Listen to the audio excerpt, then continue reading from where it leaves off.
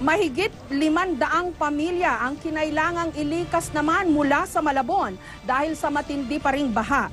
Inabot din hanggang hita ang tubig sa mga kalapit na lugar gaya ng Caloocan at Valenzuela. Live mula sa Malabon, may report si Tina Panganiban Perez. Tina? Jessica, mga stranded na motorista at mga pasahero at mga binahang evacuee ang pinaka-apektado ng bagyong Mario sa Camanava area. Umabot sa tinatayang 2 kilometro ang haba ng pila ng mga sasakyang di makatawid sa Tulyahan Bridge papuntang Valenzuela kaninang tanghali. Dinig pa nga ang pagtunog ng sirena.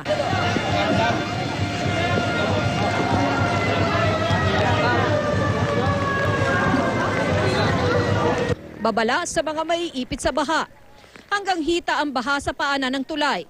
Iilang bus lang ang nangahas tumawid. May mga naglakad na lang. Ang ilan, nakisakay sa mga rescue boat ng lokal na pamahalaan. Ang iba naman, nagbayad ng 50 pesos para sumakay sa mga balsa. Ang ilang rider, isinakay sa balsa ang kanilang mga motorsiklo. Ang ilan, sumakay na rin sa bubong ng mga padyak.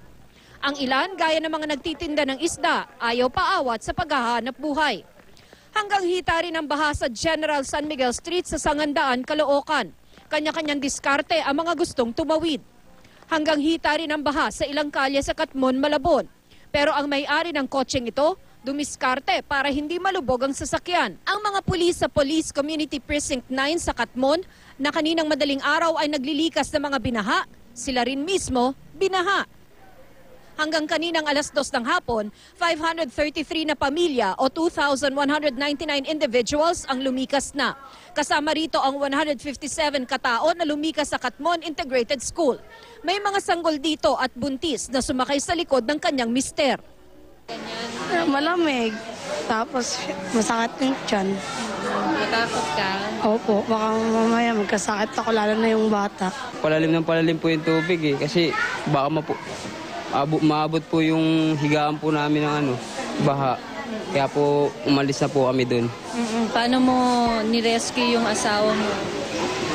Binuhat ko na lang po sa likod.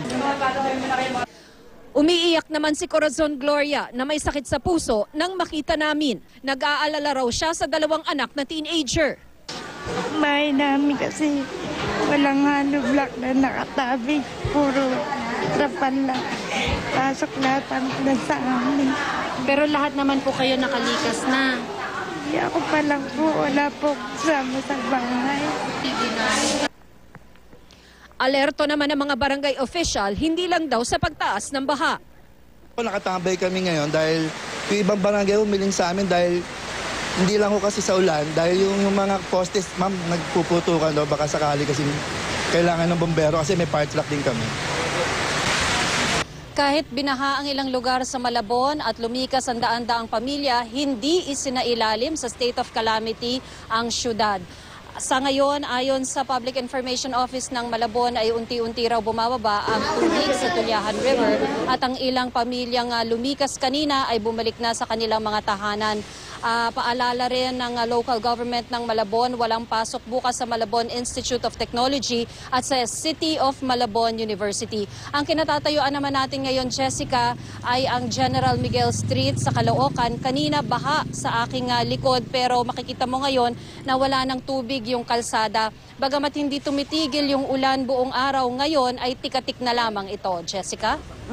Tina, buti hindi sinabayan siguro ng high tide yung baha, no? Kaya mabilis bumaba yung baha at hindi na nakaperwisyo pa ng dagdag sa ating mga kababayan dyan.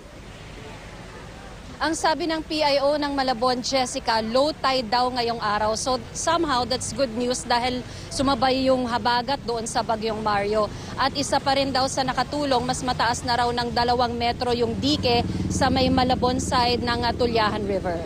Jessica? Ayun, merong inilagay na engineering infrastructure laban sa baha. Maraming salamat sa iyo, Tina Panganiban Perez.